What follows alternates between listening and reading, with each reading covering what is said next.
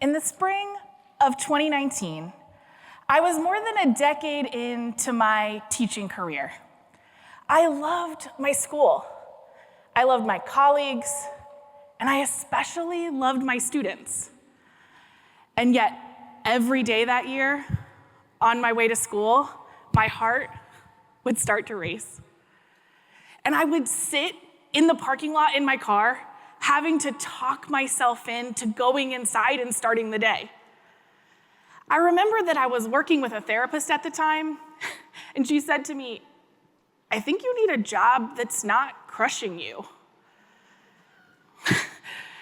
I was overwhelmed, exhausted, and starting to show signs of physical illness. This is burnout. According to the American Psychological Association's 2023 Work in America survey, 77% of employees report experiencing workplace stress, and 59% say they have felt burnt out. Burnout isn't just an individual problem, it's an organizational issue. And we have to take active steps to combat it. As workers, especially those of us in helping professions, stress and even burnout can start to feel inevitable. You have large caseloads, looming deadlines, productivity requirements, not to mention the very real needs of your clients, your students, their families. All of it creates pressure. And without resilience, that pressure can be enough to destroy us. The good news is that resilience isn't just an innate trait, something that some people have and other people just don't have it. Resilience is a skill that we can nurture. And in today's workplace, supporting staff resilience isn't a luxury, it's a necessity. So if we fast forward just a few short months, I've started in a new job. I'm now working as a resilience coach. I'm trying to help teachers and administrators and staff embed trauma-informed practices into the school environment, into the classroom. And in many ways, the stressors I was experiencing have shifted and even lessened. But that doesn't mean that there aren't tough days. I remember one particularly challenging day. It was one of those gray February mornings where like the dark sky just matches your mood. And my task for that morning was to attend an expulsion hearing. An expulsion hearing for a student that our team had spent months working with. He was one of those kids that really just gets in there and gets under your skin. I loved this kid. And as I sat in this expulsion hearing, the situation just felt increasingly hopeless. I not only wasn't able to protect this one student, but it felt like the work I was showing up and doing every day wasn't making the impact it needed to.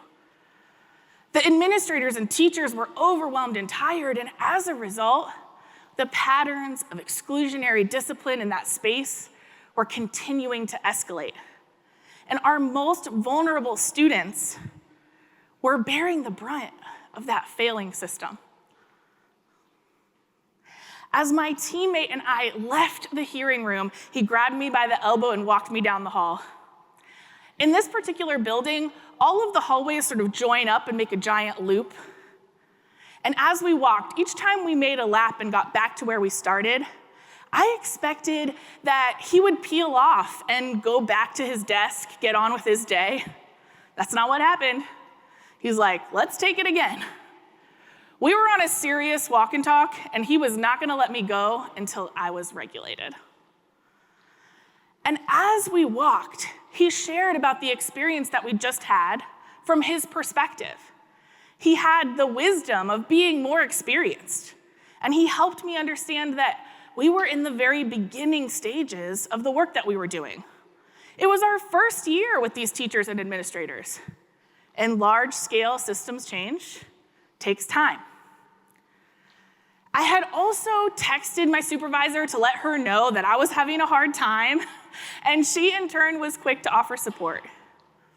In our one-on-one conversation, she asked me very thoughtful, reflective questions that helped me to notice the ways that I was doing a good job. I was showing up to support staff and students. But she also helped me think through some specifics of the situation, some things that I could try, adjustments I could make. In our Friday team meeting that week, we utilized a protocol called wins and challenges to help us talk through the things that were happening in our weeks. And as I listened to my colleagues, it became evident that the things I was struggling with were actually shared struggles. This built solidarity in my team, and ultimately we decided that we needed some more support. So we instituted a weekly coaches meeting where we would check in with each other.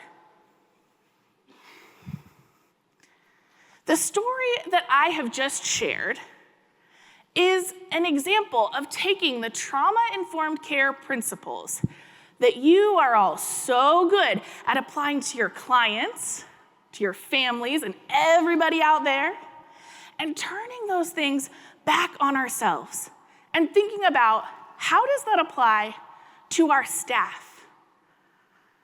In that story, there are 5 key factors that support staff resilience: connection to community, sense of hope, moments of success, perseverance, and self-regulation. Resilience thrives in relationship. When staff are connected to supportive community, they are more likely to navigate challenges effectively. Leaders can support this by creating space for collaboration, encouraging peer support, and prioritizing team cohesion. A connected workforce is a resilient workforce. The way that my team was able to spring into action and support me in that moment of acute challenge was evidence not only of the strength of the relationships we'd built, but actually the structures we had in place to support that connection. The personal connections matter. They create trust. They foster open communication.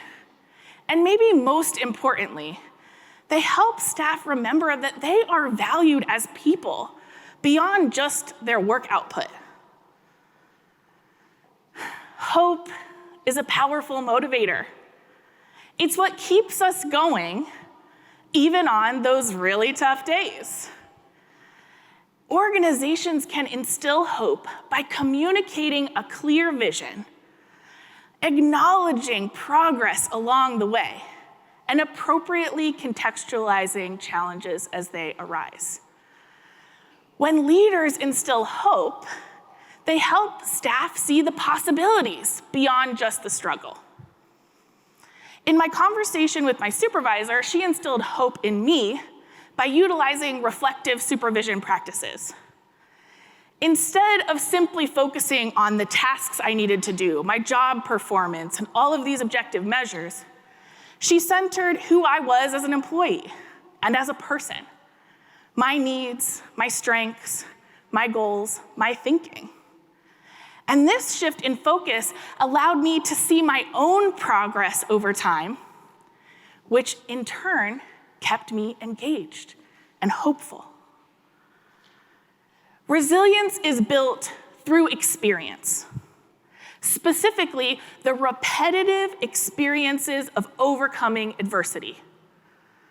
When we take the time to celebrate success, no matter how small it seems, we reinforce this mindset of progress.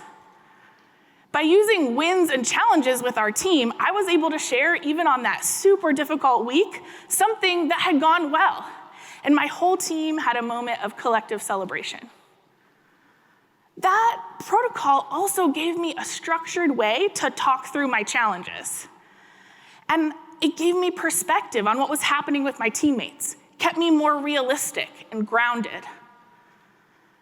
This simple protocol can be used to increase staff morale, contextualize our struggles, and keep us going when things feel tough.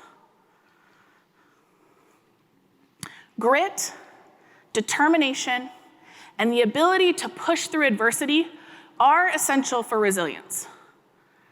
But perseverance is not about endless struggle. It's about strategic persistence. Organizations can help staff see this by encouraging them to set realistic goals, and then providing them with the training, the mentorship, the professional development, and the support that they need to actually meet those goals. And then acknowledging all the progress that's being made along the way. In the conversation with my supervisor, she helped me to zoom in really close and look at all the details of the challenge that I was facing so that I could see where I held power, where there were moves that I could make. In Stephen Covey's book, The 7 Habits of Highly Effective People, he introduces a useful framework called circles of control. If we spend all of our time and all of our energy thinking about everything outside of our control, it drains our resilience and it leads to burnout.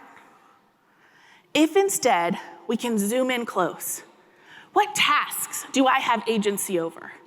I can control how I show up, how I respond to people, the way that I support my colleagues, the way I take care of my clients. And when I focus on these things, I'm more effective. When organizations help staff to do this, they feel empowered and capable rather than overwhelmed. Resilience is not about avoiding stress. It's about managing it. Self-regulation, by utilizing self-care strategies, stress management techniques, and maintaining work-life balance, allow staff to maintain power even in the midst of challenging situations. When my colleague invited me into that walk and talk, he was utilizing a powerful tool for co-regulation.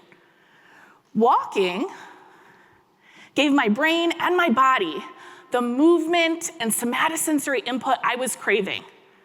It helped all that stress that I was feeling move through my system instead of getting stuck. When we move our bodies, we release stress and we build up our reserves of regulation. If we couple that with some relational regulation, processing with a trusted colleague, for example, it is one of the most powerful tools for stress management and cultivating connectedness. Resilience isn't just an individual project. It's a shared commitment. When we foster connection to community, when we instill hope, we celebrate those moments of success, we encourage perseverance, and we promote self-regulation, we can create workplaces where staff don't just survive, they thrive. They move from stress to strength. As pediatrician, author, and public health advocate, Dr. Omolara Thomas Uwemedimo once said, "I don't need you to praise me for my resilience. I need you to stop creating spaces of trauma where being resilient is all I'm allowed to be." Let's create workplaces where resilience is a skill we nurture, not a survival mechanism we rely on, where we support staff resilience rather than demand it. Thank you.